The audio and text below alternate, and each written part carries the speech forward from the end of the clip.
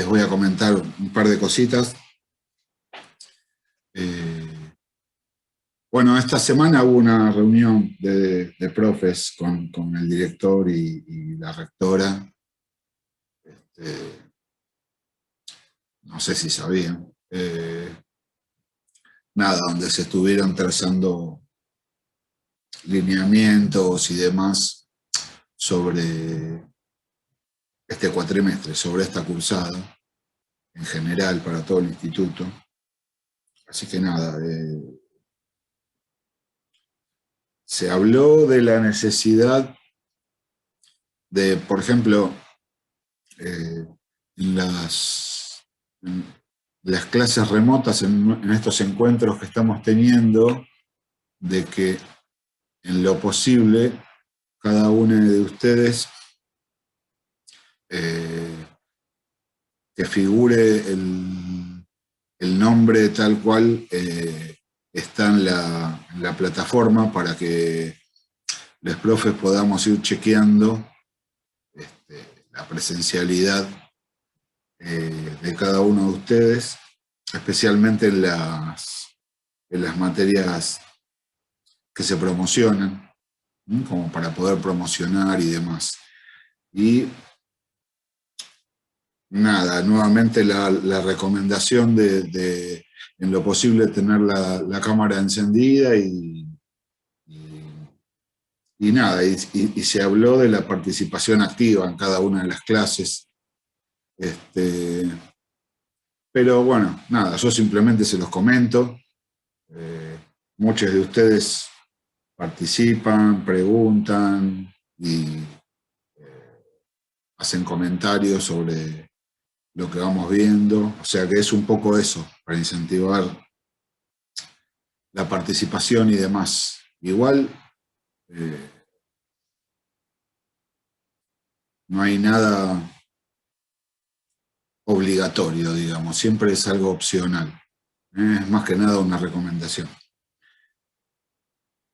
Pero bueno, nada, un poco eso, otro poco, no sé si estuvieron en la plataforma, vieron que se habilitó el mosaico de los exámenes, no sé si estuvieron viendo fechas.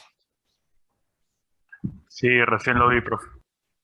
Bueno, ya tenemos el calendario. A ver si lo tengo acá. El 30 del 4, el primer parcial. El 4 del 6, el segundo. A ver. Ahí está el calendario. Primer parcial, el 30 del 4. El segundo parcial, el 4 del 6, ya promediando el cuatrimestre. Y después, no sé si recuerdan, cuando hablamos de la primera clase, va a haber un solo recuperatorio. O sea, se va a tener la chance de recuperar uno de los dos, aquella persona que necesita recuperarlo, y va a ser el 18 del 6, que ya es en los últimos días del cuatrimestre. Y además, el 18 del 6 es la fecha límite para la entrega del trabajo práctico.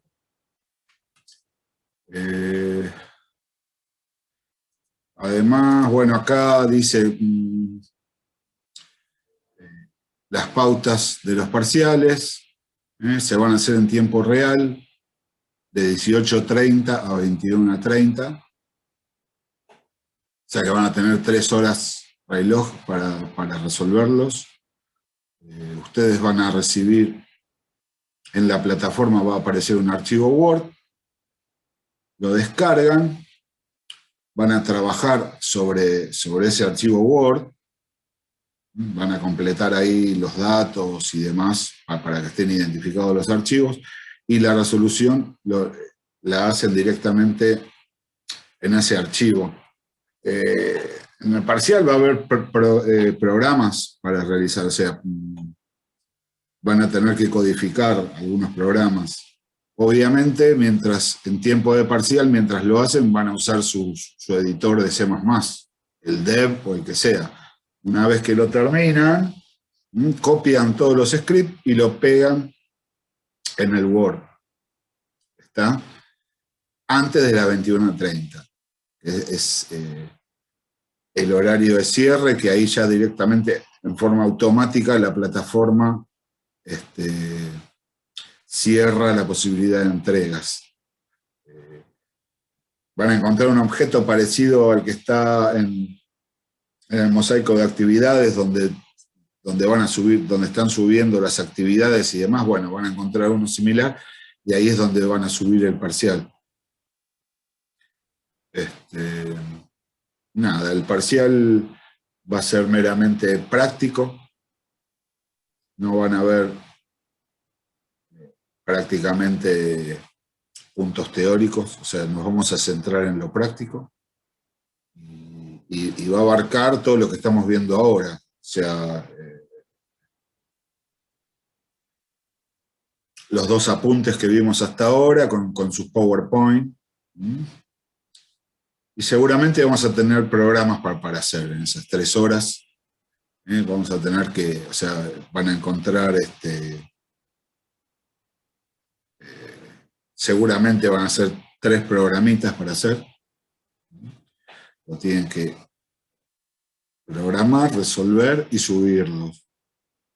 Ya a medida que nos acerquemos a la fecha, podemos ir viendo ejemplos de ejercicios tipo parcial, digamos, ¿no? Pero va a abarcar los temas que estamos viendo ahora. Hoy, teóricamente, vamos a terminar vamos a terminar de ver los contenidos teóricos. O sea, nos falta ver funcionamiento del switch como sentencia condicional. Nos falta ver el funcionamiento del do while y del for como sentencias iterativas. Vamos a ver la teoría y vamos a resolver el libro 3. El libro 3. Hasta ahí sería todo el contenido para el parcial. Después, los temas que se ven a continuación, que veremos a continuación, van a estar incluidos en el segundo parcial. ¿Está? ¿Alguien tiene? Sí. Sí, yo. Dalma. Consulta. ¿Los parciales van a ser por algoritmos y taller? ¿O...? No. Lamentablemente, o sea, en realidad, claro, les di las fechas de algoritmos, no les di la fecha de taller. Si entran en taller, también van a encontrar el calendario de taller. ¿La ventaja cuál es? Que son exactamente los mismos temas. Y nos vamos a encontrar con una evaluación similar. Por eso las fechas van a estar muy pegadas una con otra, porque en realidad no es que tienen que prepararse para uno o para otro. A ver, esperen que a ver si entro en taller.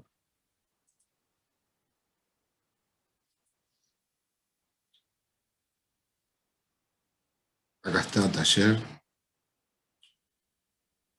Si entran, ya ahí tienen el calendario de evaluaciones. El primer parcial es el 5 del 5. El segundo parcial es el 2 del 6. Y el recuperatorio de taller es el 16 del 6. Que coincide con la fecha límite de entrega del trabajo práctico. O sea, cuando dice trabajo práctico y la fecha, no es que esa fecha la tienen que entregar. Esa es la fecha límite. El trabajo práctico lo pueden entregar antes. Si ya lo tienen, lo entregan antes. Cosas que yo recomiendo que se entregue antes, porque de esa forma yo puedo verlo con anterioridad a la fecha de entrega, y si hay algún punto que corregir, van a tener tiempo como para poder corregirlo y subirlo nuevamente. Si lo entregan la misma fecha, bueno, ahí ya directamente tendré que evaluar y calificar sin posibilidad de rehacer. Trabajo práctico tiene como calificación posible aprobado o desaprobado. O simplemente eso, no lleva nota.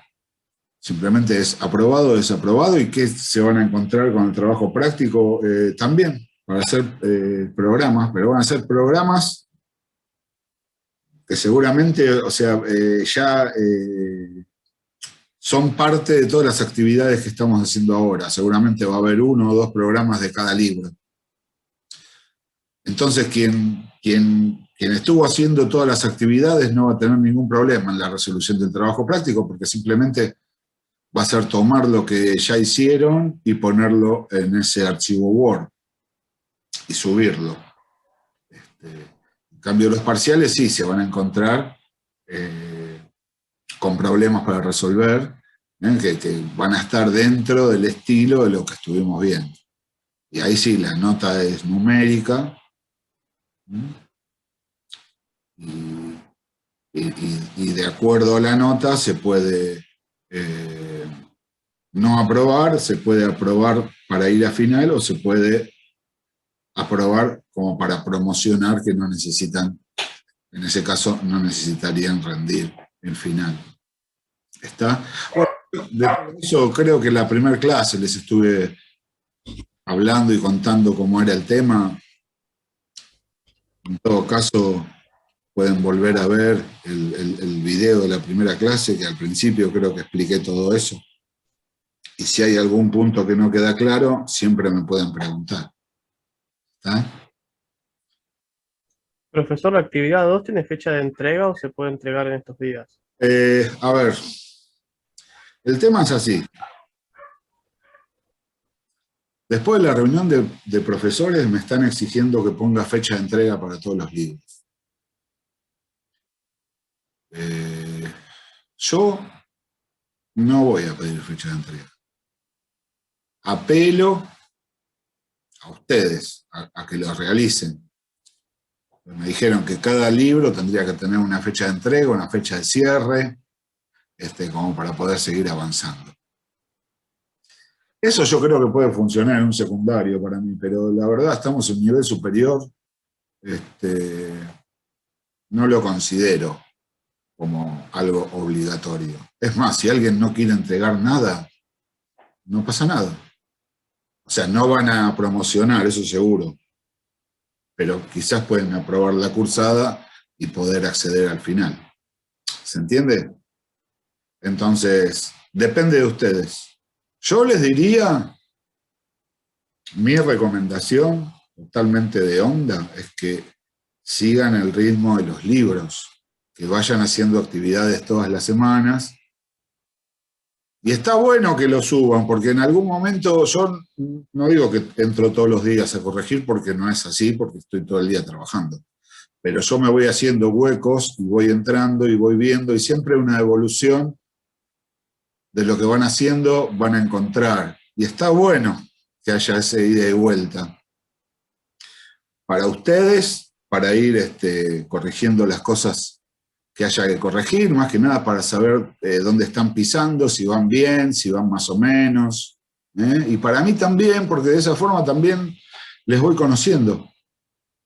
Si no, va a llegar el día del final y simplemente van a ser caras que están en la pantalla. ¿Se entiende, no? O sea, cuanto mejor nos conozcamos, y hablo de la cursada, ¿no? Hablo de la cursada, de cómo vamos trabajando, de cómo hacemos las cosas. Es una gran ventaja para las instancias evaluativas. Si no, simplemente van a ser un rectángulo negro con un nombre. Es lo más impersonal que hay, y nada, o sea, o sea, se entiende, ¿no? O sea, siempre es conveniente, cuanto mayor interacción, más conveniente para ustedes. Pero no están obligadas ni obligados a nada. ¿Está? ¿Se entendió eso? Sí, se entendió. Sí, profe.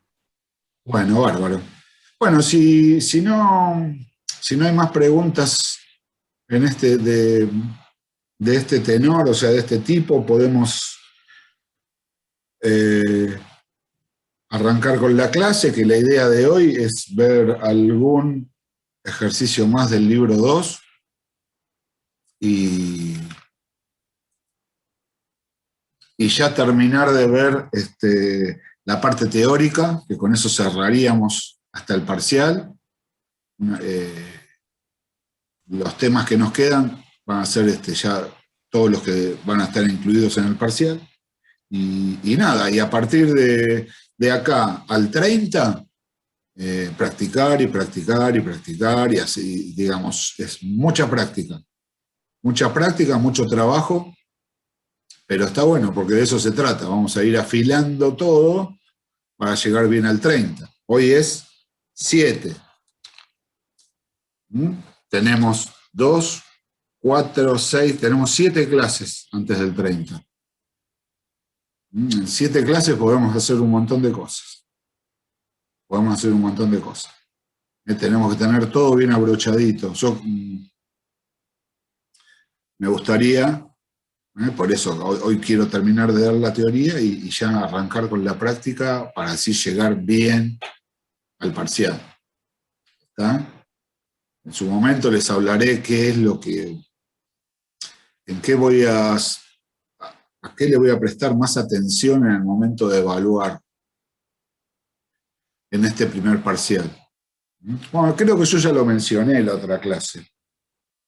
En este momento lo que más me interesa es que se hagan construcciones lógicas correctas. Quizás el programa puede tener algún error sintáctico que quizás no corre el programa, pero yo veo la construcción lógica, entiendo lo que quieren hacer y quizás está correcto. En este punto, para mí es lo que más me interesa. Armar construcciones lógicas correctas. Si el programa funciona y no hay errores sintácticos, mejor. Si para hacer un programa que quizás necesito 3 variables nada más y con 15 líneas lo resuelvo, pero usé 8 variables y lo hice en 30 líneas, en este punto no es tan importante. ¿Por qué? Porque ya vamos a ir puliendo, pero vamos por pasos. Esas son las pautas para el primer parcial. En el segundo ya vamos a ir ajustando algunas cosas. Pero lo primero que quiero que se logre es empezar a entender los problemas. Entender cuál es el problema. Eso es fundamental. En base a entender el problema, elegir las herramientas adecuadas para resolverlo. Y armar una construcción lógica que me permita resolverlo. Ese es el primer punto. Con eso, para mí, ya digamos, es suficiente para tener un buen primer parcial. Y nada, ya en el segundo iremos ajustando más cosas. Profe, una consulta. Sí, Catherine. Para el primer parcial, ¿cuántos programas más o menos vamos a tener que hacer? En el parcial, Sí. todavía no lo armé, no lo hago siempre igual. Por lo general, son 3 programas. Pero hay parciales donde de repente pongo 2 programas nada más. Y hubo algún parcial también donde simplemente puse un programa para resolver. Ustedes pueden decir, buenísimo, prefiero que sea uno con un solo programa. Y yo le diría no. Porque cuando... No, pues si está mal. Sí, bueno, además el volumen de desarrollo que va a tener ese único programa va a valer por 3 programas cortos, ¿entiende, no? O sea, cuando yo armo una evaluación, tengo en cuenta el tiempo de resolución, la cantidad de contenidos que tiene que tener. Yo ese tiempo y los contenidos los puedo repartir en un programa, en 2 programas, en 3 programas. dada mi experiencia, bueno, yo doy programación desde el 98, o sea que algo de experiencia tengo, digamos. Lo que más conviene es diversificar. Me parece que 3 es un buen número. Ya 4 ya no. 4 ya es como que nos empezamos a repetir y además hay un tema de tiempo. Una de las cosas que se evalúan y que se necesitan, que es requisito para resolver bien estos problemas, es hacerlo en un tiempo indicado. Y obviamente van a tener un tiempo de resolución estos parciales acordes a alguien que empezó a programar en 2 meses, ¿se entiende, no? O sea, para alguien que, recién estamos empezando a programar. Entonces yo tengo en cuenta todo ese tipo de cosas. Y el tiempo que van a tener va a ser más que suficiente para poder resolverlo sin apuro. ¿Está? Así que todo eso está contemplado. Quédense tranquilas y tranquilos, que todo eso ya está contemplado. Como les dije, arranca 18:30 y termina 21:30. Obviamente. Profe, Sí. perdón que le interrumpa. No, por favor. Yo no creo llegar 18:30, yo seguramente voy a estar llegando a las 19. Y bueno, está bien. O sea, el tema de resolución sí, el que me perjudico soy yo en realidad porque tendría 1 hora y media para resolver todo, pero quería saber más que nada por el tema de que si usted toma lista o algo, ¿cómo hacer? Bueno, si yo hasta ahora no estoy tomando lista. Me están pidiendo que tome lista. Hasta ahora no he tomado lista, pero yo ahora, por ejemplo, no tomo lista, pero en la grabación puedo leer nombre y apellido de cada uno, que simplemente yo con esto lo que puedo certificar es que se han conectado, porque yo no sé si están, o sea, puedo hablar de quienes tienen la cámara encendida, por ejemplo vos o Dalma, veo que están, veo que participan, algunos más que hacen preguntas, pero hay mucha gente que simplemente se conecta. Y la verdad yo no sé si está presente o no, porque yo puedo conectarme, apagar la cámara, apagar el audio y dejar la compu ahí, ¿se entiende, no? Entonces, Sí. por eso es un poco lo que nos pedía la rectora. Más participación, más si queremos promocionar. Si alguien quiere promocionar, recomiendo participación en clases, mandar tareas, prender las cámaras, todo eso va a ser tenido en cuenta. Todo eso va a ser tenido en cuenta. Y si empezás un examen más tarde, yo lo siento que vas a tener menos tiempo, porque el horario se cierra para todos, igual. Pero tampoco, no te voy a poner ningún obstáculo por eso. Eso pasa como cuando es presencial, porque digamos, esta carrera es básicamente presencial. Ahora estamos conectados en forma remota por las circunstancias actuales, pero esta es una carrera presencial. Entiendo que ustedes la están empezando este año, pero la van a, o sea, espero que la mayor parte de la carrera la terminen de hacer en forma presencial. Y digamos, y la carrera presencial, los días de clase comienzan 18:30. Claro, sí. Yo, por ejemplo, actualmente arranqué un laburo nuevo hace poco y estoy terminando en el centro casi siempre, en 9 de julio y Avenida de Mayo aproximadamente. A la vuelta del instituto. Por eso no me preocupa el tema de lo presencial. El tema es que yo tengo casi 1 hora en llegar a mi casa y termino a las 18 horas. Claro. Entiendo. Bueno, David, por un lado, buenísimo. No, si con usted no hay problema con respecto a que no me va a poner ningún obstáculo, yo lo hago en 1 hora y media, estudiaré más, me esforzaré el doble, pero la idea es que no tenga ningún obstáculo con respecto a usted. No, yo por lo general, es más, es una política que llevé siempre, incluso en la presencialidad, que hay gente que quizás en vez de estar en el aula 18:30 hasta 18:45, 18:50, porque si es por problemas laborales y demás, porque no pueden llegar antes, yo no, en esos casos puntuales, cuando me vienen a decir, yo no pongo ni llegada tarde ni ausencia en la primera hora.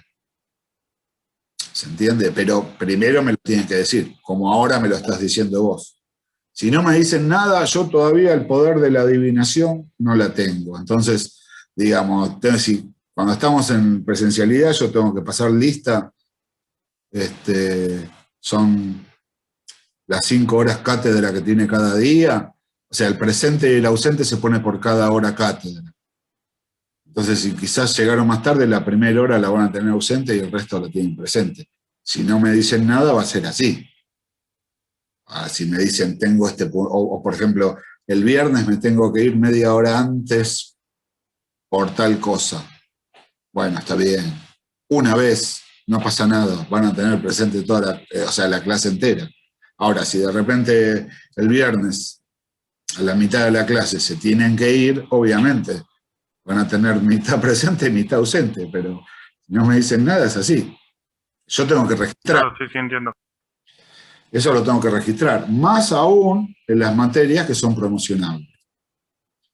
Más aún en las materias que son promocionables. ¿Está? Así que bueno, no sé.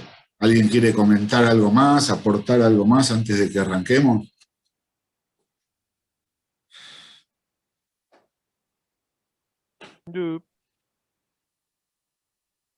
Bueno, silencio. Así que bueno, vamos a arrancar.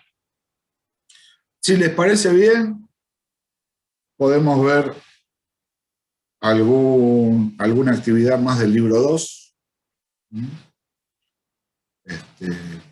La vemos, la analizamos y arrancamos con la teoría que nos falta. ¿Qué dice? Dale, profe. Bueno, díganme. Sí. ¿Alguna actividad en particular?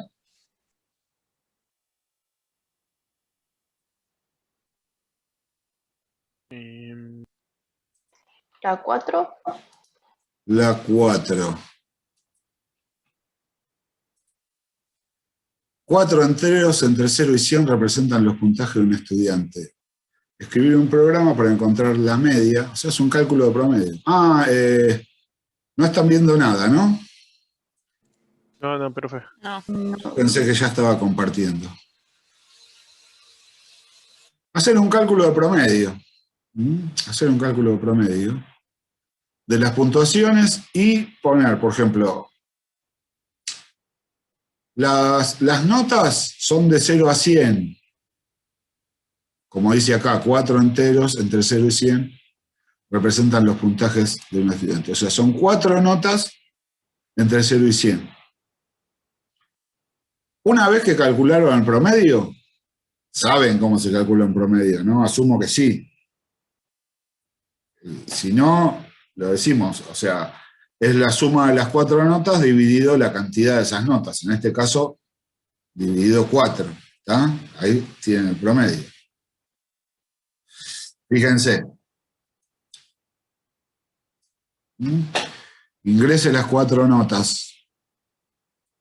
Pido la primera, scan F de A. Pido la segunda, scan F de B. Pido la tercera, scan F de C. Pido la cuarta, scan F de D.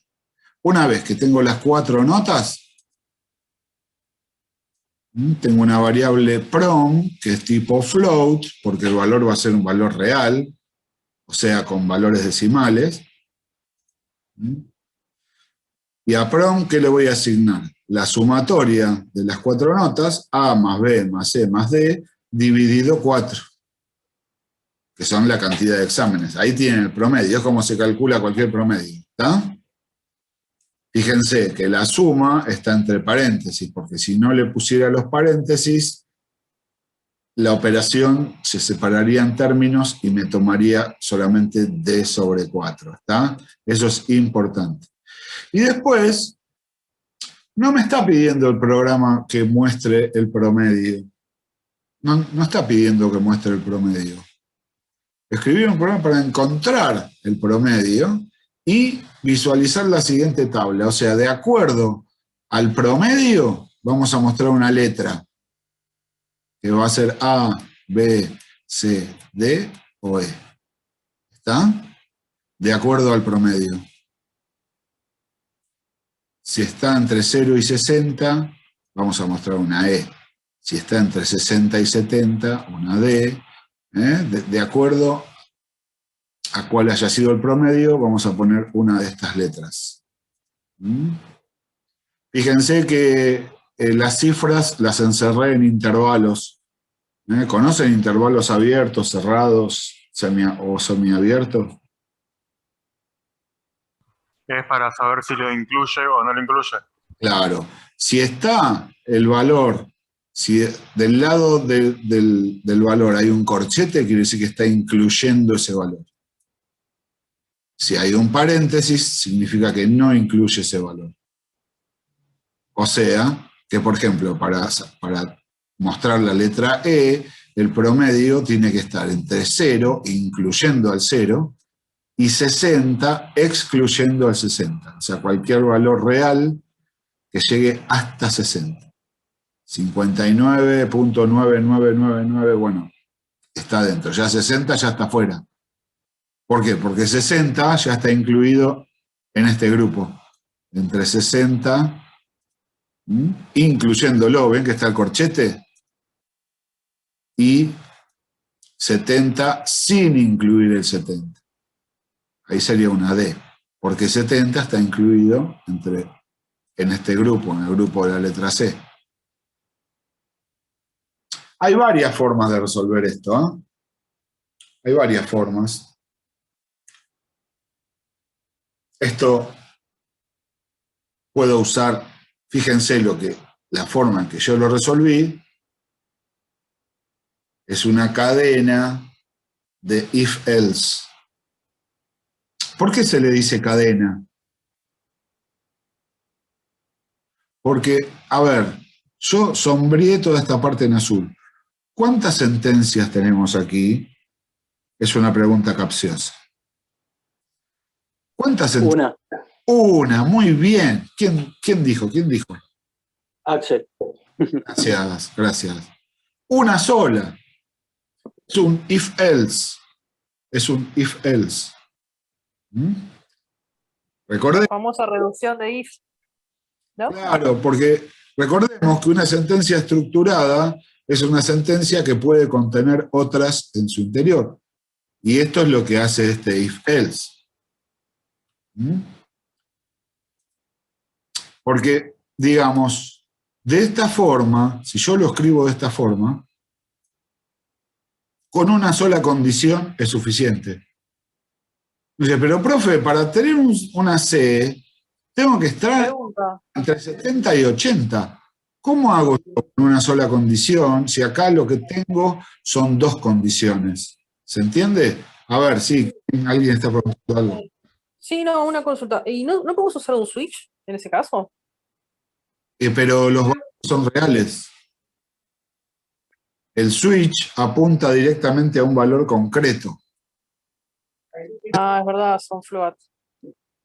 Y esto es float, puede aparecer cualquier decimal. Sí, cualquier decimal. Yo puedo hacer un rótulo Kate, puedo hacer 100 rótulos Kate. Por empezar, escribiría muchísimo más. Entonces, nada, para eso el if encadenado, el if-else encadenado. Claro, la idea mía era más de reducir ese if en algo un poco más ordenado, pero tiene razón, o sea, no me había olvidado de eso. Claro. Ay, no sé con quién estoy hablando. Florencia Fernández. Gracias, Florencia. Voy a empezar a preguntar nombres. Así voy registrando, aunque sean los nombres, ¿no? Entonces, esto se puede resolver de varias formas. Yo lo resolví con una cadena de if-else. ¿Hay otra forma? Por supuesto que sí. Yo la voy a escribir acá abajo. Yo puedo empezar así. Voy a resolver letra por letra. Yo puedo decir if. Abro paréntesis. From. Y me fijo acá arriba. 90 a 100. De 90 a 100. ¿No? Incluyendo al 90 y además incluyendo al 100.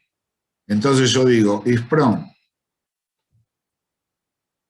mayor o igual a 90. ¿Está? Y además,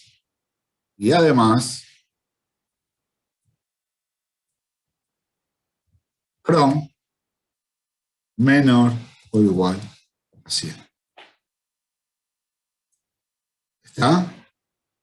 Lo pueden encerrar.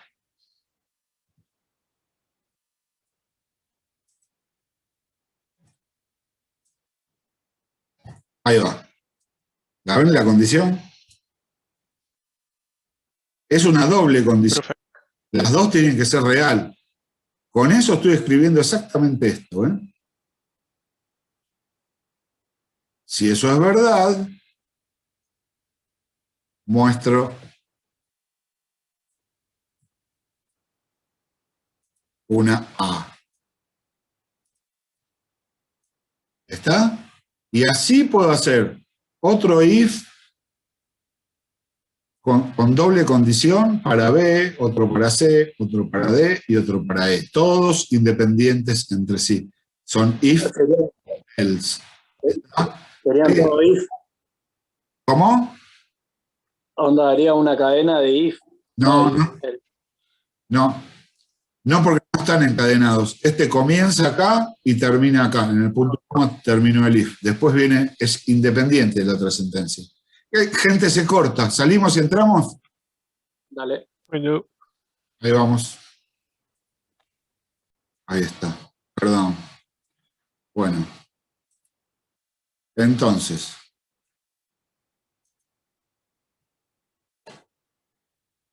Ahí escribí en mi tablita todas las variables que están involucradas con este programa. Y acá tengo la partecita del programa del proceso en sí, proceso y salida. Ya toda la entrada está. Vamos a suponer ya tenemos un valor para A, uno para B, uno para C y uno para D. Vamos a ponerle un valor cualquiera a cada uno. 84A, 46B, en C 77, en D 91. Y ahí tenemos las cuatro notas. El promedio es, ¿para qué me pongo a poner esos números? A ver, vamos a hacer el cálculo rápido. 84. 74,5, profe. Muchas gracias. Ya estaba esperando que alguien me diga. Gracias. 74,5. Ese es el promedio. Entonces, ya sabemos de antemano que tendría que mostrar la letra C. ¿Correcto?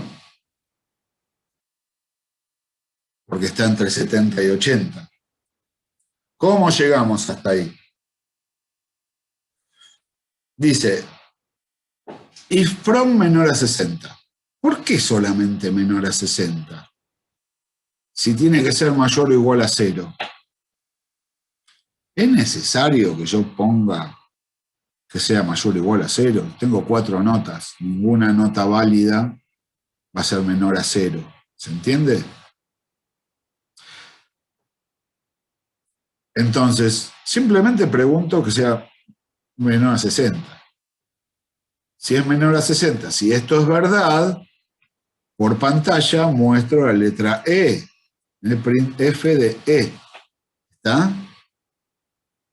Pero es falso, porque en prompt tengo 74,5. Entonces, si la condición es falsa, ¿qué, ¿se va a ejecutar esto? No, esto no se ejecuta. se ejecuta el else.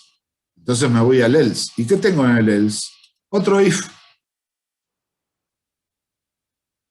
Que me va a preguntar, prom es menor a 70, me dice, es la condición. ¿Verdadero o falso? Es falso. Si fuera verdadero, muestro D. Pero, profe, yo ahí solamente puse prom menor a 70. Quizás es 55 y tendría que ser E, no D. Pero si fuera 55, hubiera entrado acá. ¿Se entiende? Si hubiera sido 55, ya entraba en esta condición. Pero como entró por la negativa, si prom menor a 60 es falso, ¿qué significa? Que prom es mayor o igual a 60. Entonces, ¿necesito poner acá en la condición prom mayor o igual a 70 and prom menor a 70? No, porque si yo entré por la negativa, esto implica de que prom es mayor o igual a 60. Eso tengo la certeza, porque esto es falso. Entonces, lo que tengo es la contraria. La contraria de menor es mayor o igual. ¿Recuerdan? ¿Están leyendo teoría? Sí, profe, por supuesto. Sí, claro. Sí, profe. Pero más bien, estoy segurísimo están leyendo teoría. Le dedican media hora todos los días a leer teoría de algoritmos. ¿Quién no hace eso, por favor? Bueno, a leer un poco de teoría. Porque Profe, perdón, sí. en el caso que el promedio haya sido, por ejemplo, 60, ¿en cuál entraría? ¿En el D o en el E? Porque en el E no dice menor o igual a 60. Pero lo dice implícitamente. A ver, si leemos el enunciado, ahí ya vemos, a ver, qué lástima que no lo tengo acá. Vamos al enunciado. Vamos al enunciado que está en el dev. ¿Ven? Me preguntaron por 60. 60 aparece en la E y en la D. Pero acá 60 está excluido. Por eso la condición era menor a 60. Y en la D está incluido. O sea, que puede ser mayor o igual a 60. O sea, tendría que aparecer una D. Si yo escribo if prom mayor o igual a 60 y prom menor a 70, si eso es verdad, mostraría la D. Pero ¿por qué no pasa? ¿Por qué acá no puse? Fíjense. Acá me pone la D. Y yo en esta condición, lo único que pregunto es if prom menor a 70. ¿Por qué no pregunto if prom mayor o igual a 60? ¿Por qué no lo hago? Porque sería redundante. Sería redundante porque esto que tenemos aquí es el bloque de código por la negativa de esta condición, prom menor a 60. Y la negativa, ¿cómo niego una condición? ¿Cómo la doy vuelta? Si prom menor a 60 es falso, ¿qué sería lo verdadero? Que prom sea mayor o igual a 60. Si yo entro en el else, significa que prom es mayor o igual a 60. Entonces, si yo ya entro ahí, tengo la certeza de que prom es mayor o igual a 70. ¿Para qué lo voy a escribir? Es una redundancia. ¿Se entiende? Yo podría escribir igual. Prom mayor o igual a 60. Y prom menor a 70. ¿Lo puedo escribir? Sí. ¿Va a funcionar mal? No. Mantiene la lógica, pero estoy escribiendo de más. Es redundante. Porque si yo entré acá, quiere decir que prom es mayor o igual a 60. Eso es una certeza. Entonces, si la nota fue 60, entro por el else y muestro la D. ¿Por qué? Porque es menor a 70, nada más. Todo esto no lo necesito, es redundante. Si todavía este concepto de if-else encadenado no lo manejamos bien, no se hagan problemas. Puedo seguir haciendo esto. Pongo la condición doble y listo. Perdón, 70. Menor o igual a 90. Y ahí tengo... Ah, no, ya... 9, 100, 9, 8, 8, 7... No, eso es... Perdón, Acá tengo 60. Y acá... Ahora sí. ¿Está? Yo escribo así y directamente me muestra la D, si es 60. Solamente entra en este if, en los otros no entra ninguno. ¿Está?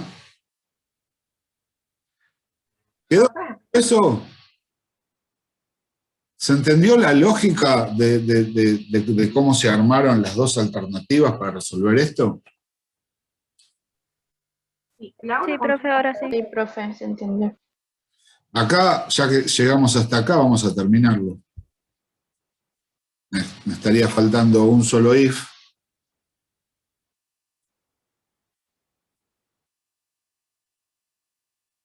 If prom, acá sería mayor o igual a 0.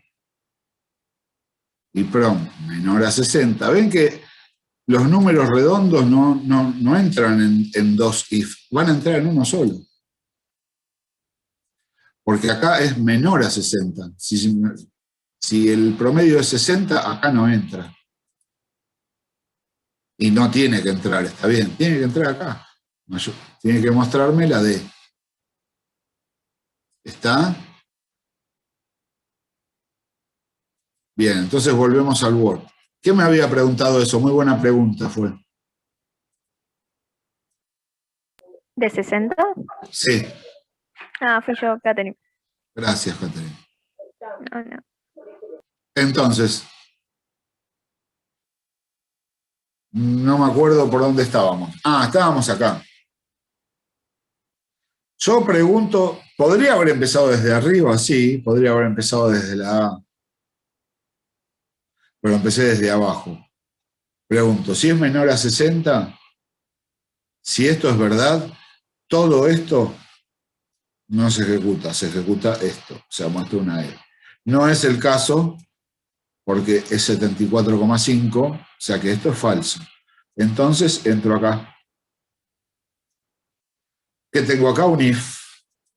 ¿Cuál es la condición? Menor a 70. ¿Es verdadero? No, es falso. Entonces esto no se ejecuta. ¿Qué se ejecuta? Esto. ¿Qué tengo en el else? Otro if. Dice, if prom menor a 80. ¿Es verdadero? Sí, porque es 74,5. Entonces muestro la letra C. Pero para mostrar la letra C tiene que valer más, tiene que ser mayor o igual a 70 y menor a 80.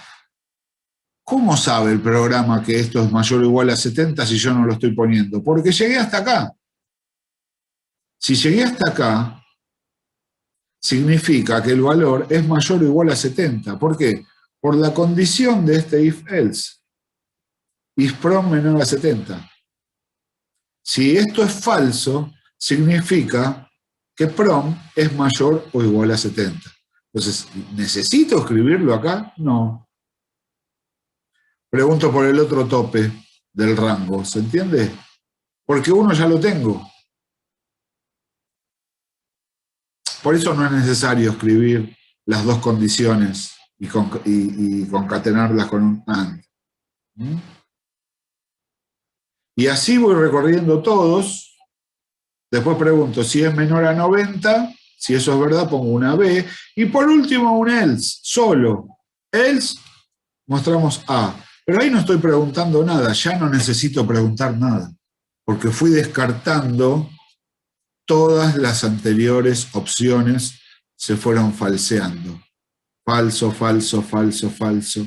Entonces, al ser esas 4 falsas, ¿qué me queda? Que la última sea verdadera. Entonces, ni la escribo, ni la pregunto. ¿La podría haber escrito igual? Sí, igual la puedo poner, pero estaría escribiendo de más. Sería algo redundante. ¿Está? Por eso lo hago de esa forma. ¿Está, gente? Sí, profe. Sí, profe. Sí, profe. Sí, pero Entonces, se puede hacer de esta forma. ¿Qué es lo más importante de este ejercicio? Primero, entender qué es lo que hay que hacer. Leemos las 4 notas, hacemos el cálculo del promedio. Mucha gente que hace, muestra el promedio. ¿El enunciado pidió que se muestre el promedio? No. Pidió mostrar una letra. Pidió mostrar una letra de acuerdo al promedio que sacó. Y eso es lo que hace. Y eso es lo que hace. Vamos a ver, vamos a hacerlo correr.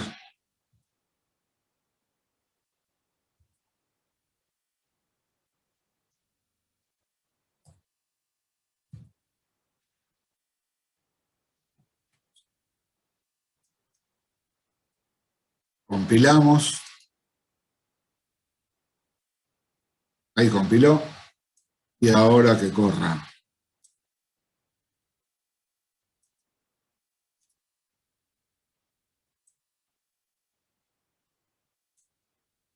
A ver, primera nota. 75. Segunda nota. 66. Si alguien quiere ir haciendo el cálculo, les agradezco. 81. Cuarta nota. 79. ¿Está? ¿Cuál sería el promedio? 75.25. Gracias. Y me muestra la letra C. Y si yo veo entre 70 incluido y 80 excluido, muestra la C. Perfecto. Perfecto. ¿Está?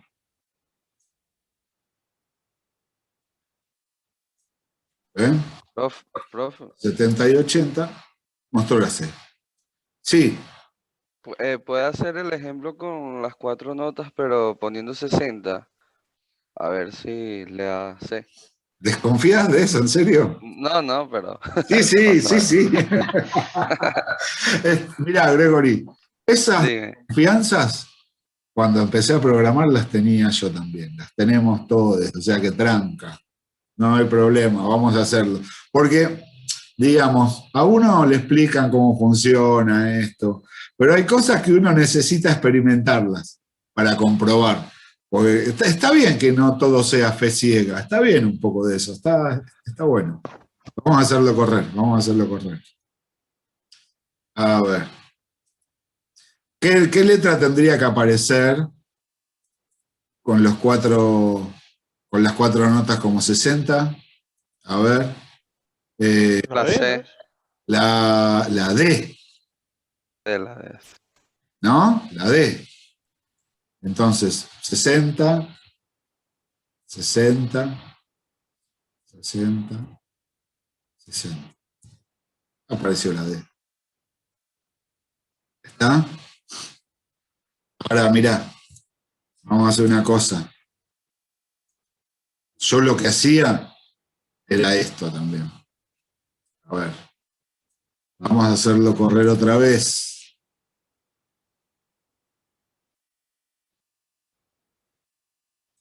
Vamos a hacerlo correr otra vez. Compartimos la pantalla.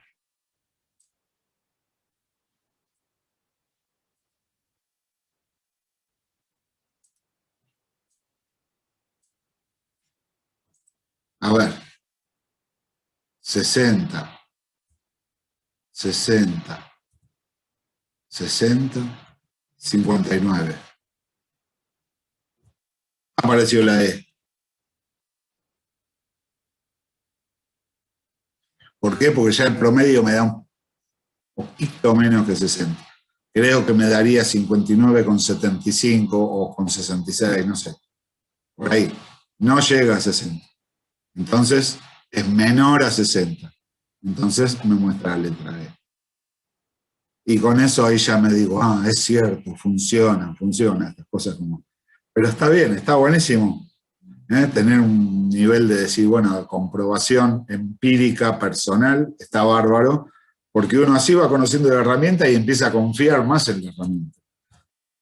Más allá de lo que uno pueda decirles o no. ¿Y si saco 0, 0, 0? Y tendría que mostrar la E. Probalo y contame. Bueno. Igual hay una cosa importante. Este programa que acabamos de hacer es muy pobre, no es un programa confiable. A ver si alguien me dice por qué no es un programa confiable, por qué así como está, no es un programa que se pueda usar verdaderamente para este cálculo de promedio. A ver, pensemos.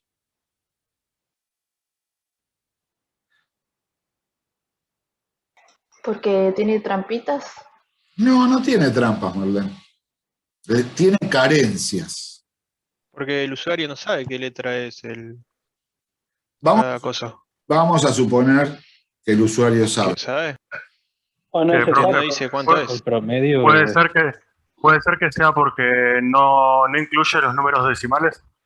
No, claro, no. Porque esas son las reglas. El tema viene por el usuario. El tema viene por el usuario. ¿Que no dice el nombre del usuario y su promedio? No. ¿Saben a dónde está el problema? Que el usuario... El resultado no sabe. No. Teóricamente el usuario sabe que va a aparecer una letra de acuerdo al promedio. Eso está claro, eso el usuario lo sabe. Pero, como dice Jorge, el usuario tiene la libertad de ingresar el valor que quiera, sin ninguna restricción. ¿Nosotros le restringimos la entrada al usuario? No. Se lo pedimos nada más. Ingrese un valor entre 0 y 100, que es cada nota. Pero, ¿chequeamos que fuera así? No. Yo puedo poner menos 40, puedo poner 1320. ¿Se entiende? El usuario tiene libertad de ingresar cualquier valor int, porque nosotros definimos a la variable A, B, C y D como int, que va desde menos 32.000 y pico hasta más 32.000 y pico. ¿Se entiende? ¿Controlamos los datos de entrada? No. Confiamos nada más. Y aquí les tiro un tip para toda su carrera. Nunca confíen en el ingreso de datos de un usuario. Nunca. ¿Y cómo podemos hacer que el programa sea seguro? Muy buena pregunta, es lo que estaba esperando, Dalma, esa pregunta, porque me da pie a seguir. ¿Eso con qué lo vamos a hacer? Con las sentencias que estamos aprendiendo ahora, las iterativas. Ya conocimos el while. A mí las sentencias iterativas, entre otras cosas, me sirven para validar los datos de entrada. Me van a escuchar muchas veces hablar de validación de datos de entrada. Espero que nunca en un examen yo les ponga el cartelito, datos ingresados sin validar. Es un cartel que ya estoy muy acostumbrado a poner. Me voy a hacer el sellito como las señas de primaria, datos de entrada sin validar, así ya no tengo que escribir tanto. En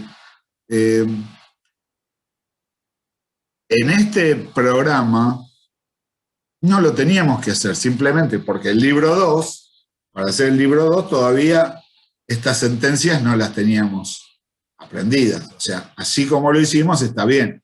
Estos no son programas que están perfectos. Son pequeños algoritmos que estamos haciendo para ir aprendiendo las herramientas. Pero es muy importante ver ahí que le estamos dando la libertad al usuario de ingresar cualquier verdura. Cuando yo lo único que quiero es rúcula, por ejemplo.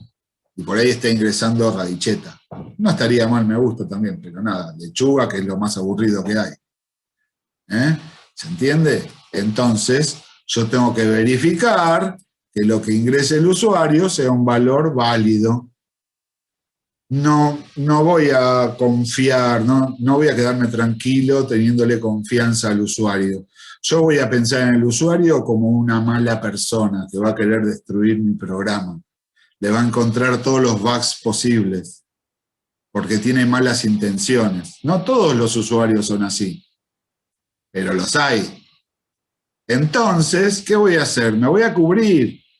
Pero no cubrir porque todos podemos escribir un programa con bugs y bueno, lo vamos solucionando, ¿no? Con pequeños errores. El tema es que tenemos que darle al usuario, ahora hablando en serio, un programa seguro. Un programa seguro, o sea, que no me tire cualquier otra cosa. Entonces, si yo al usuario le estoy diciendo, vamos a ingresar 4 notas, y esas 4 notas tienen que estar entre 0 y 100, yo me tengo que asegurar de que esos 4 valores que ingresa el usuario estén entre 0 y 100. Que no pueda ingresar otro tipo de cosas. Que va a intentarlo y contra eso no puedo. Va a intentar ingresarlo, sí, pero yo tengo que estar preparado para cuando por error, omisión o mala fe, el usuario quiera ingresar un valor inválido. ¿Y cómo hago eso? Chequeo. ¿Cómo chequeo? Preguntando. En un programa, ¿cuál es la herramienta para preguntar? If o if else. Ahí pregunto. Ingrese la nota A. Scan F de A. Si A es mayor o igual a 0 y además A es menor o igual a 100, la nota es válida. Sigo con el programa. Pero si eso me da falso, ¿qué hago? ¿Qué tendría que hacer? Volver a pedirle al usuario la nota A. Poner un cartelito, valor inválido, vuelva a ingresar. Y así le va a aparecer ese cartel todas las veces que sea necesario hasta que los 4 valores que tienen que ingresar sean válidos. Pero para hacer eso necesito usar sentencias iterativas, porque ahí estamos repitiendo una serie de sentencias. Sí, alguien me preguntó algo. Sí, yo, profe. Es, por ejemplo, cuando es el mismo programa que se utiliza en el cajero automático para la clave. Que cuando... Exactamente. Clave inválida, vuelve a ingresar. Clave inválida. Nada más que por lo general ese tipo de programas me da un número máximo de errores si no te traga la tarjeta. Ese es un problema. 2. En no, vamos a seguir pidiéndole. También podemos hacerlo, si queremos. O sea, al quinto intento se terminó el programa, le cerramos todo. Y si no, bueno, seguir pidiendo hasta que el valor sea válido. ¿Cuántas veces se lo voy a pedir? Y yo no lo sé. Como programador no lo sé. Eso va a depender del usuario. Y tengo que preparar un programa como para que el usuario, todas las veces que quiera ingresar un valor inválido, no se lo tome en cuenta y se lo vuelva a pedir. Para eso necesito sentencias iterativas. Que recién voy a poder salir del bucle iterativo cuando el valor sea válido. ¿Está? Pero me estoy adelantando, estoy haciendo un spoiler más grande Pues yo ahora voy a explicar y me van a decir, sí, esto era así, pero bueno, nada. Así que bueno, si les parece bien, esto me está dando un pie fantástico para seguir con la teoría. Podemos seguir viendo sentencias iterativas. ¿Les parece bien o quedó algo ahí tecleando, algo para preguntar?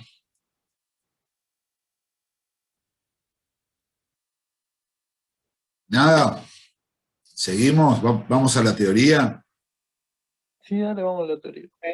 Bueno, ahí vamos. A ver, ¿a dónde estamos?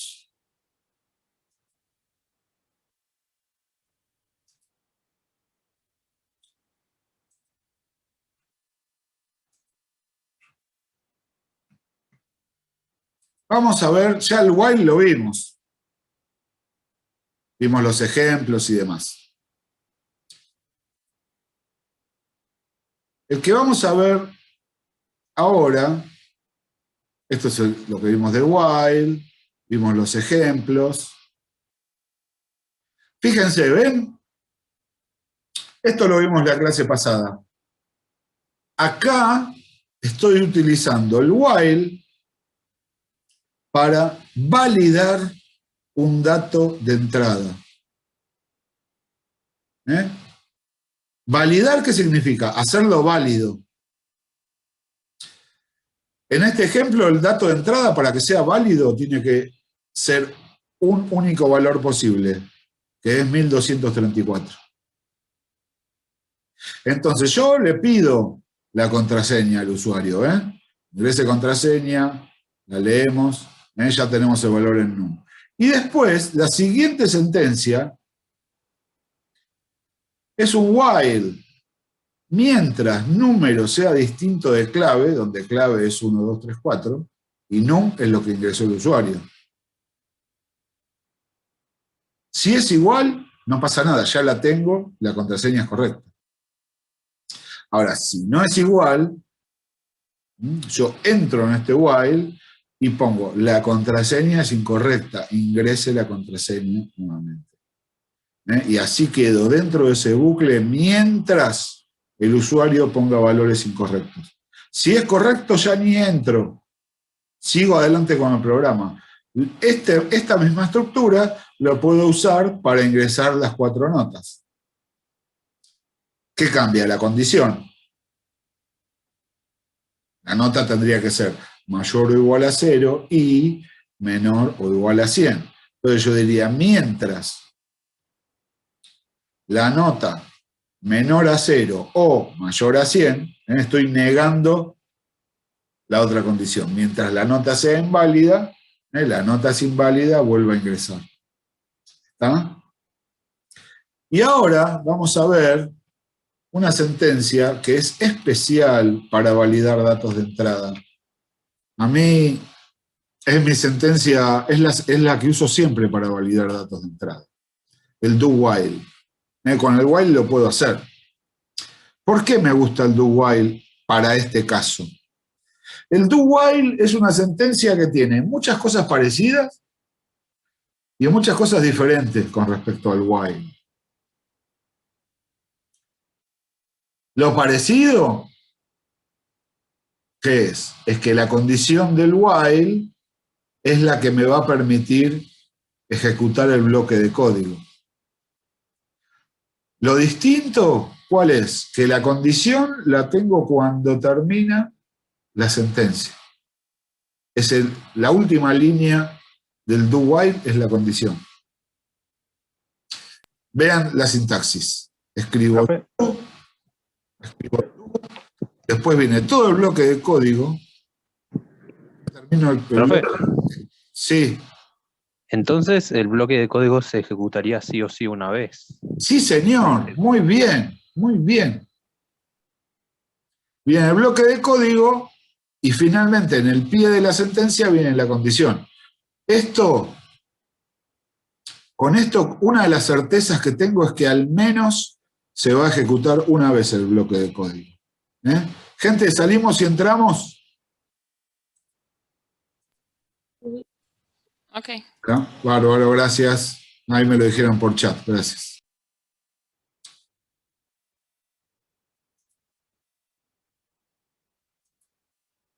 Entonces, fíjense en el diagrama de flujo. Viene ejecutándose el programa, directamente entramos en el bloque de código. Se ejecuta el bloque de código. Una vez que se termina, viene la condición. Si la condición es verdadera, vuelvo, retrocedo, pego la vuelta y nuevamente ejecuto el bloque de código. Y después la condición. Es al revés que el while. ¿Ven la sintaxis? ¿Qué es lo que me define el bloque de código? ¿Cómo queda encerrado entre el do y el while? El do, ¿cuál es el efecto de escribir do? Que me está diciendo dónde comienza el do while, nada más. Porque no hay condición, no hay nada, simplemente me está avisando. Comienza el do while. Profe, tengo una duda. Sí. Porque no entiendo si, o sea, ejecuta el bloque de código, pero la condición es lo que no me cierra. O sea, se ejecutó y tiene que cumplir la condición del bloque de código, ¿o cómo es? Y, a ver, cuando corre por primera vez, el bloque de código se va a ejecutar sí o sí, más allá del valor de la condición. Porque ves, ese es el orden. Primero bloque de código y después condición. Si la condición es falsa, seguimos con el programa. El bloque de código sí se ejecutó una vez. Sí, sí. Verdadero, volvemos y se va a volver a ejecutar todas las veces que la condición sea verdadera. Distintos. O sea, por ende que si yo ingreso un número que en la condición no concuerda, o sea, se cumpliría, por ejemplo, el de 1, 2, 3, 4, yo pongo uno distinto a 4, y si esa condición es verdadera, se repite el bloque de código. Claro, a ver, si la condición es falsa. Sí, si la condición es falsa. Si el número es distinto a 1, 2, 3, 4, se lo voy a pedir. Sí, sí. Cuando el número ingresado es justamente el número que estoy buscando, sigo con el programa. Ya no necesito volver a pedir. Sí. ¿Y por qué uso do while? Porque el do while tiene la propiedad de que yo sé que al menos una vez el bloque de código se va a ejecutar. Entonces ahí ya directamente pregunto, ¿podría hacerlo con un while? Sí, de hecho lo vimos como ejemplo en el programa anterior, o sea, cuando vimos el while. Pero el while lo que tiene es que comienza con la condición. El bloque de código de while quizás no se ejecuta nunca. En cambio, el bloque de código del do while, al menos yo tengo la certeza de que al menos una vez se va a ejecutar. Entonces, controla la ejecución de las acciones mientras se cumpla la condición. Eso es igual que el while. Pero mientras, esto es, las acciones se ejecutarán mientras la condición sea verdadera. Cuando sea falsa, el ciclo finalizará. Hasta ahora no es muy distinto del while. Pero dice, la condición es evaluada siempre después de que la acción se ejecute. De modo que las acciones se ejecutarán al menos una vez. ¿Está? Por eso les digo, con el while tiene cosas parecidas y cosas distintas. El while quizás no se, el bloque de acciones quizás no se ejecuta nunca, quizás se ejecuta solo una vez o quizás varias veces. En cambio, el do while es al menos una vez ejecuta y quizás se ejecuta varias veces. Esa es la diferencia fundamental entre while y do while. Ambas son sentencias iterativas, o sea, de repetición. Acá tenemos un ejemplo de do while. Es un pequeño menú. Ah, pero hay un switch puesto acá y yo todavía el switch no lo expliqué. Vamos a pasar al siguiente. Después vamos a ver, no sé si hoy tendremos tiempo de ver el switch. Seguramente lo vamos a tener que hacer el viernes. Pero veamos calcular y mostrar en pantalla el doble de un número ingresado por el usuario, repitiendo el algoritmo mientras el usuario lo desee. O sea, este es el típico programa donde tenemos que realizar una acción y le vamos a preguntar, ¿desea continuar? ¿Desea seguir haciendo esto? Y el usuario responde sí o no. Si dice que sí, lo vuelve a hacer. Entonces, ¿por qué uso un do while? Porque al menos una vez esto se va a ejecutar. ¿Qué es lo que se va a ejecutar? Mostrar en pantalla el doble de un número ingresado. Bueno, eso ya lo remanejan.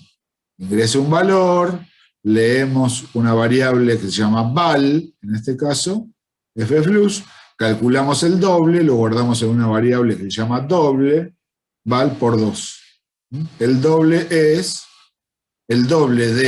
ese valor es tanto, y ahí mostramos val y mostramos doble. Y acá viene, ¿ven? ¿Desea continuar, sí o no? Y leemos por teclado un carácter. Ven que acá tengo definido un char, un tipo char que se llama letra. Lo ingresamos por teclado, letra, y ya en la variable letra tenemos un valor. Si ese valor es la S de sí, seguimos con el programa nuevamente. Do while está encerrado, ven, ahí tengo el bloque de código entre las llaves, mientras la letra, o sea, letra sea igual a S o igual, o sea, S minúscula o S mayúscula. Porque quizás lo escribió en mayúsculas, ¿se entiende? Acá estoy contemplando minúscula y mayúscula. Y puse O en vez de I. ¿Por qué? En algún caso, S minúscula y S mayúscula van a ser verdaderas las dos. No, o es minúscula o es mayúscula. Con que uno de los dos sea verdadero me alcanza. Por eso le puse un O a las dos condiciones. ¿Está? Entonces, si el usuario escribe la letra S, vuelve a ingresar un valor, calculamos el doble y lo mostramos. Y vuelve a preguntar, ¿desea continuar, sí o no? Y acá no es que se corta por poner la N de no. Cualquier otra cosa que pongamos que no sea una S, me saca del programa. ¿Desea continuar? No. ¿Y qué sigue? Nada, return 0, se termina el programa. ¿Cuántas veces se va a ejecutar este do while? La respuesta es al menos una vez. Al menos una vez. Y ahí yo le dejo al usuario la chance de poder seguir o no con ese bloque de acciones. ¿Está? Todo metido en un do while. Ahora, este programa, ¿lo podría haber hecho con un while? Sí, se puede hacer con un while también. Hay que escribir un poco más. Pero sí, se puede hacer con un while. De acuerdo a las acciones que tenemos que hacer, vamos a notar con el paso del tiempo, ustedes van a notar de que a veces conviene más usar un while, a veces conviene más usar un do while, y otras veces es totalmente indistinto, while o do while. Pueden usar uno u otro, obviamente con la sintaxis requerida. ¿Está? Bueno, ¿alguna pregunta más con el do while? No. Bueno, entonces vamos con la última sentencia iterativa. Vamos a ver la sentencia for. La sentencia repetitiva for es una sentencia, nosotros encontramos similitudes entre while y do while, pero for es bastante distinta a las demás. Fíjense, el for nos va a permitir repetir un bloque de código en el cual por lo general nosotros debemos saber, tenemos que tener el control, podemos tener el control de cuántas veces se va a repetir. No sirve para cualquier acción repetitiva el for. ¿Para qué me sirve el for? Cuando yo sé cuántas veces tengo que repetir algo. Si yo sé de antemano cuántas veces tengo que hacer algo, la mejor sentencia es el for. Se escribe el for, a continuación abrimos y cerramos paréntesis y después viene el bloque de código. Lo que es muy distinto es lo que tenemos entre paréntesis con respecto a las otras sentencias. Analicemos. Dentro de los paréntesis del for tenemos tres partes separadas por punto y coma. La inicialización, la condición y el incremento. Para poder utilizar el for necesitamos el uso de una variable de tipo entera a la que vamos a llamar variable de control. Tenemos que definir una variable de tipo entero, que es nuestra variable de control. Se usa la letra para esta variable, por lo general la definimos con la letra I latina. ¿Es obligación? No, yo le puedo poner el nombre que quiero a la variable, pero es una convención entre programadores que para el for la variable de control sea la I. La I de iteración. Entonces, esta variable va a ser de tipo entera y la vamos a usar en el bloque del for. Entonces, la primera parte es la inicialización. En la inicialización, a la variable control, le vamos a dar un valor inicial. Le vamos a hacer una asignación. Y fíjense que el for es la única sentencia que dentro de su sintaxis hay una asignación. Hasta ahora todas las sentencias que hemos conocido, ¿qué tienen en su sintaxis? Una condición nada más. ¿Entienden la diferencia entre condición y asignación, no?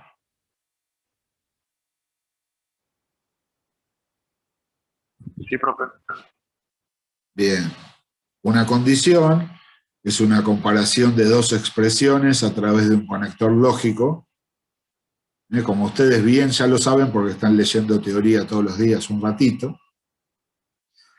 Entonces, A mayor B, X menor o igual a 100, son todas condiciones. ¿Tá?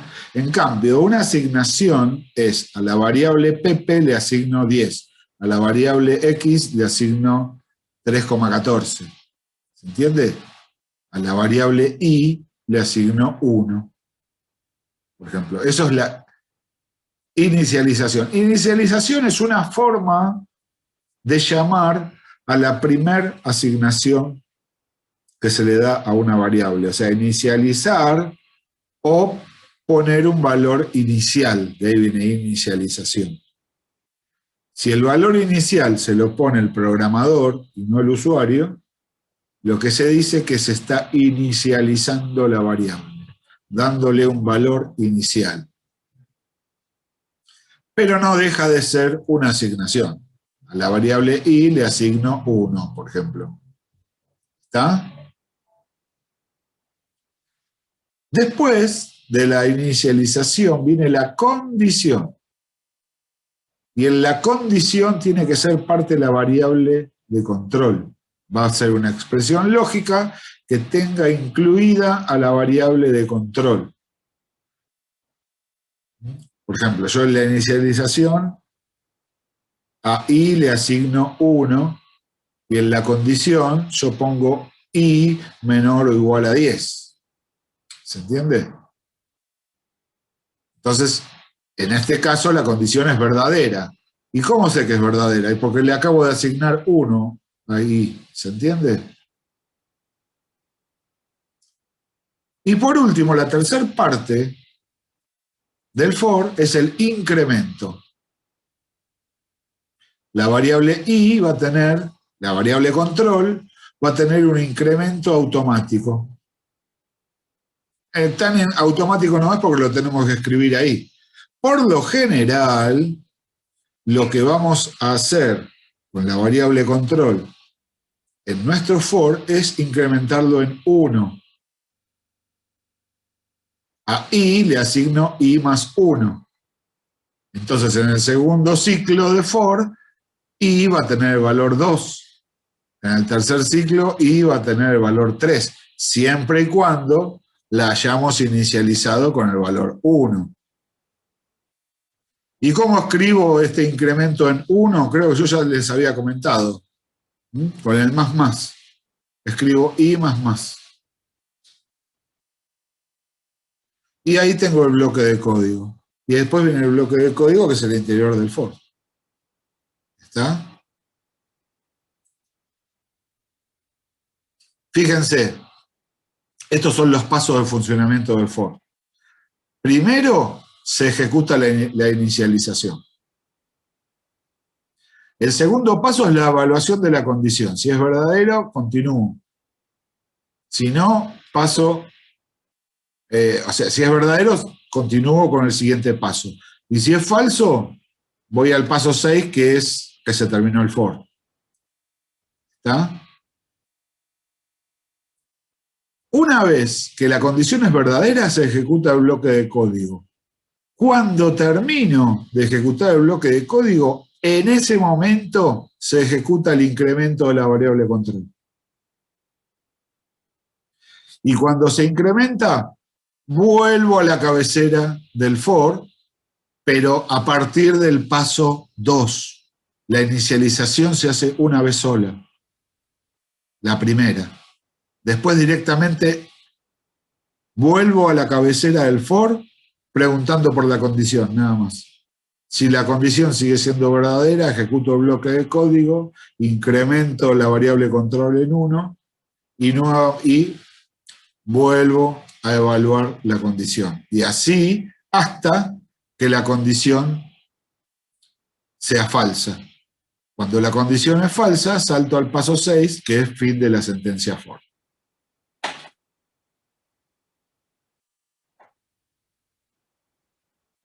¿Se entendió? El for me permite a mí poder programar que se repita un bloque de código la cantidad de veces que yo desee. ¿Podría hacer eso con un while y con un do while? Sí, también se puede hacer. Pero para eso la sentencia más indicada es la sentencia for. Acá tenemos un ejemplo. Dice mostrar los números del 1 al 6. O sea, tenemos que mostrar 1, 2, 3, 4, 5, 6. Sí, alguno puede escribir printf 1, 2, 3, no, o sea, que muestre el valor 1 a 1 del programa. Entonces, ¿qué hago? Fíjense, tengo la variable i, nada más. Int i, que es mi variable control.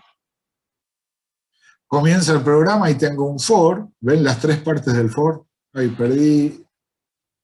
Acá está.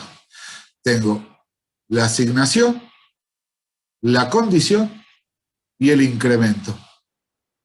En las tres partes está incluida mi variable control, que es la variable i. La asignación yo le asigno 1 ahí. La asignación se ejecuta una vez sola, que es cuando entramos al for por primera vez. Acto seguido viene condición, i menor o igual a 6. ¿Por qué? Porque voy a repetir los números del 1 al 6. Voy a hacer algo 6 veces. ¿Qué es lo que voy a hacer? ¿Qué es lo que voy a hacer 6 veces? Mostrar un número. Entonces, mientras que i sea menor o igual a 6, o sea, esa es la condición. I menor o igual a 6. Y el incremento, i más más. Cada vez que termino un ciclo, i se va a incrementar en 1. Entonces, comienza.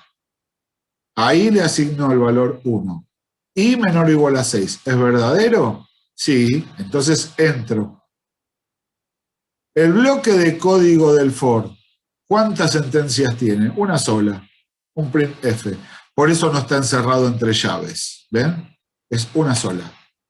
Lo único que hay en el interior del for es este printf que tengo acá. ¿Y qué muestro con el printf? El contenido de i. Entonces hago printf de i. ¿Qué valor hay en i? 1, 1. Entonces muestra el valor 1. Termina el ciclo for, vuelve a la cabecera y ya la asignación ya no se hace más. Lo que se hace es chequear la condición. Cuando termina el ciclo for, recién ahí viene el incremento.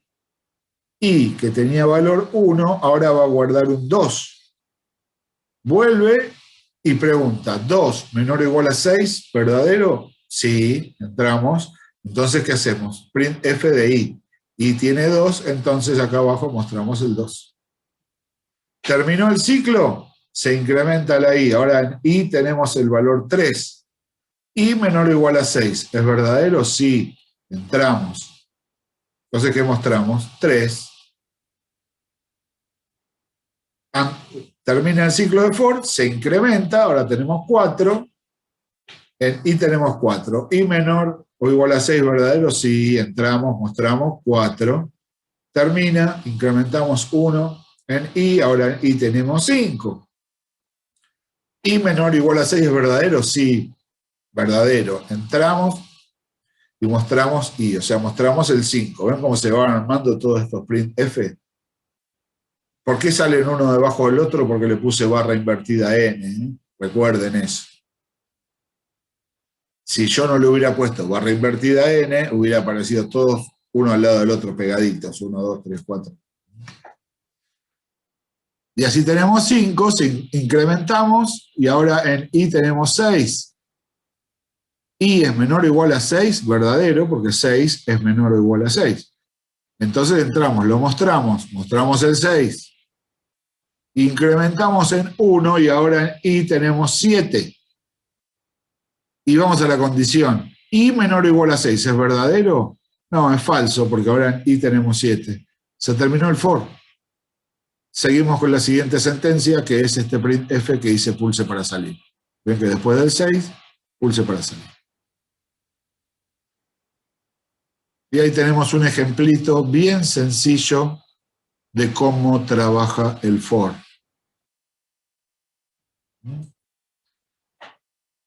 Otro, mostrar los números que dice del 1 a aquel que indique el usuario. O sea, 1, 2, 3, 4, o sea, alguno que ponga el usuario. En el anterior era del 1 al 6. En este lo va a decir el usuario. Entonces, tengo dos variables, la variable i y la variable último. La variable último se la pido al usuario. Ingrese el último valor a mostrar. Hago un scanf para que ingrese el usuario y va a estar guardado en la variable último. ¿Y el for cómo sería? A i le asigno 1. La condición, ¿cuál sería? I menor o igual a último. Y por último, i más más. Fíjense que la estructura del programa sigue igual, nada más que acá el tope, en vez de dárselo a nosotros, se lo da al usuario.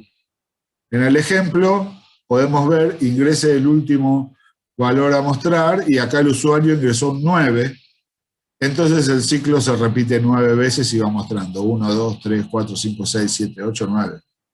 Si hubieran puesto 30.000, el ciclo se repite 30.000 veces y van a aparecer encolumnados los valores desde el 1 hasta el 30.000. Pruébenlo en sus casas. Y por último, pulse para salir.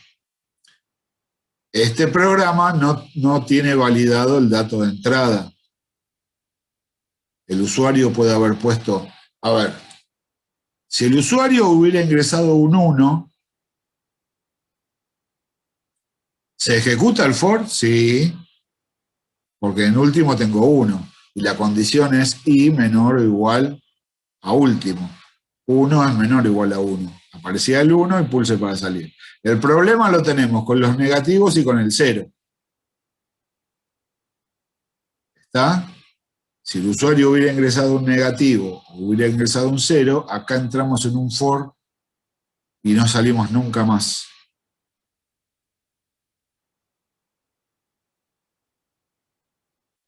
A ver. Ah, no, directamente no entramos. Perdón. Yo pensé que teníamos un ejemplo de loop, pero no, acá directamente no entramos. Si pone un 0, y menor o igual a 0, ¿es verdadero o no? Entonces, ya salimos y no se ejecuta nada. ¿Está? ¿Cuántos ciclos hace? Ninguno. Ni llegamos a entrar. ¿Por qué? Porque la condición es falsa. Cuando en un for comienza con una condición falsa, el bloque de código no se ejecuta. Nunca. ¿Está? Esto que acabo de decir antes puede llegar a pasar en un do while. O sea, hay formas de que yo pongo mal las condiciones y entro en un loop del que no puedo salir nunca. Que eso se van a dar cuenta cuando estén practicando. Y después hay que analizar la parte lógica, decir qué pasó para que se produzca ese tipo de cosas. Pero bueno, estábamos mostrando el for. Este es otro ejemplo de la sentencia for. Uno más.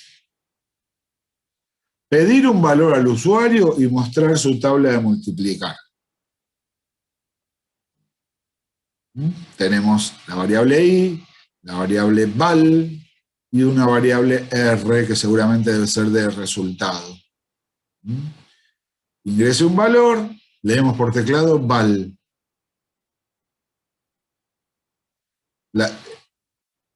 Y acá dice, la tabla es la tabla del val, o sea, del número que pongamos, del 0, del -8, del 43, es, y ahí comienza, bajamos un renglón y comienza a mostrar el listadito.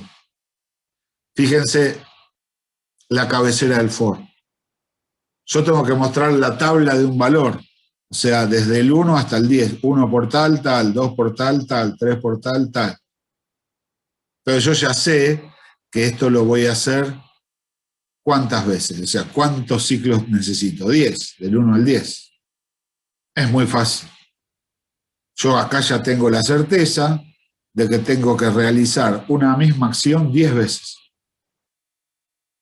que es multiplicar el valor ingresado por el usuario por otro, que en este caso va a ir del 1 al 10. Entonces aprovecho el valor de mi variable control i para multiplicar. Y digo, ¿cómo inicializo? Ahí le doy el valor 1. I va a ser menor o igual a 10. Yo al escribir estas dos cosas y al incrementarlo así en 1, me aseguro que lo que tenga dentro del for pase 10 veces. Yo con esto ya sé que lo que está acá adentro entre llaves va a pasar 10 veces. La diferencia, ¿cuál va a ser? Que en cada uno de esos ciclos, la variable de control i va a tener un valor distinto. En el primer ciclo va a tener el valor 1, en el segundo ciclo el valor 2, en el tercer ciclo el valor 3. Que me re sirve para este programa. Porque ¿qué hago? Primero calculo la multiplicación. A la variable r le asigno i por val, el número que haya ingresado el usuario, no me importa. El resultado se guarda en r. Entonces, ¿qué muestro? El valor por i es igual al resultado.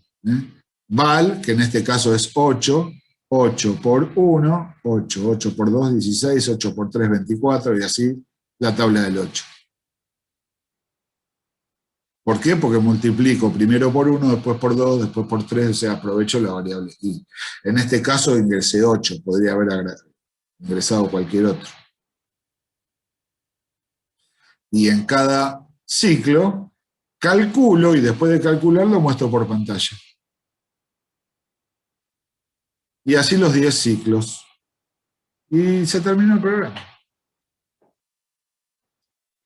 A ver, el for me va a servir cuando yo deliberadamente quiero repetir un bloque de acciones una cantidad de veces que yo conozco. Para eso el for es ideal. Es ideal. ¿Está? En cambio, cuando yo tengo que repetir una serie de acciones y no sé la cantidad de veces que se va a repetir, quizás ninguna, ahí uso un while. Y si tengo un bloque de sentencias, un bloque de acciones, en el que sé que al menos una vez se va a ejecutar, pero no sé si se va a repetir más veces o no, ahí voy a elegir un do while. ¿Está? De esa forma yo voy eligiendo mi sentencia iterativa. Para muchos casos se pueden usar cualquiera de las tres. Y para otros conviene una o conviene otra, y en otras directamente no se puede usar tal sentencia. Por ejemplo, yo no puedo usar un for si no sé la cantidad de veces que se va a hacer algo. Y ya a medida que avancemos con los ejercicios, ahí vamos a ver un montón de ejemplos y ya se van a dar cuenta. ¿Está? Pero bueno, con eso hemos terminado de ver las tres sentencias iterativas. While, do while y for. Nos quedaría para ver el switch, que es la sentencia condicional que nos faltaron. Seguramente muchas y muchos de ustedes ya lo han leído porque los apuntes lo tienen, ya tienen todo, o sea que seguro que ya ustedes me pueden explicar a mí cómo funciona el switch, pero no se hagan problema, igual lo vamos a ver el viernes. Vamos a ver el viernes. Pues vieron que justo yo tenía un ejemplo del do while donde entraba un switch, lo obvié porque todavía no lo expliqué, o sea, no podemos ejemplificar algo que todavía no expliqué. Así que si les parece bien, el viernes nos volvemos a encontrar, explicamos el switch y seguimos analizando algún ejercicio. Incluso ya podemos empezar a hacer ejercicios del libro 3.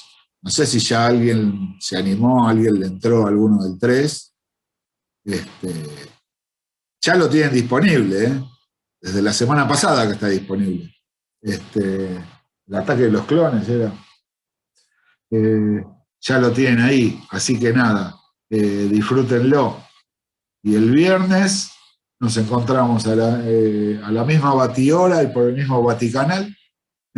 Vemos el switch y seguimos viendo ejercicios ya por ahí del libro 3. Si queda alguno puntual del libro 2, también lo podemos ver. Y además vamos contestando consultas, preguntas, dudas que puedan ir surgiendo. ¿Está, gente? ¿Alguien quiere preguntar algo, consultar algo?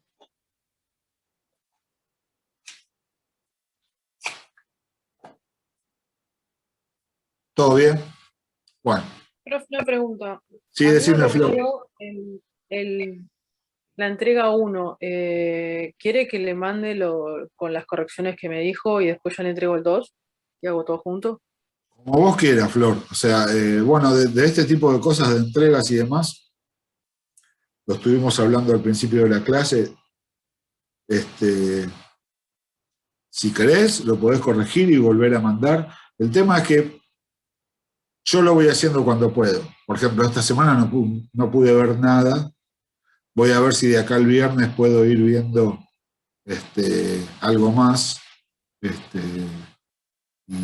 Pero sí, de a poco los voy a ir viendo todos. Si querés, o sea, a ver, si ustedes lo hicieron, lo probaron, funciona bien, eso es lo importante. Si además de eso lo suben, buenísimo. Porque también de esa forma están habilitando el derecho digamos, a promocionar la materia.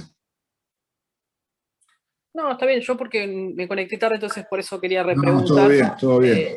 Mirá, Por eso, sí, igual para promocionar tienen que tener las actividades hechas, no importa si están bien o hay cosas para corregir, que estén hechas, que estén subidas. La idea era entregar todo junto, por eso. La idea era que sea todo prolijo. Y mejor, para mí, porque yo tendría que haber hecho objetos distintos, uno para cada libro, porque si yo lo cierro con una nota, digamos, esa actividad ya no la vuelvo a ver y les estaría sacando la oportunidad de volver a subir una. Entonces, cuando entro, yo veo que tengo cosas para ver, pero algunas ya las vi, otras no las vi, otras las vi parcialmente y es un poco incómodo. Ahora ya lo hice así. Tendría que haber hecho un objeto para cada libro. Yo hubiera estado más organizado, pero sí, suban todo lo que quieran. Okay. Siempre está bueno. Y no se olviden que tienen un foro para hacer consultas, o me pueden mandar consultas por mensaje también. Yo uso más la herramienta de mensaje, lo pueden escribir o me pueden mandar un mensaje de voz, y no hay ningún problema. ¿Está? Genial. Sí, no sabía la del foro, pero genial, buenísimo. Gracias. No, por favor. Bueno, gente, nos vemos pasado mañana. Cuídense y nada, seguimos con esto. Nos vemos. Gracias por haber. Nos vemos. Gracias, profe. Chao. No, Chau, vemos, chau. profe. Chao, profe. Hasta la próxima. Chau, chau. Chau. Yo.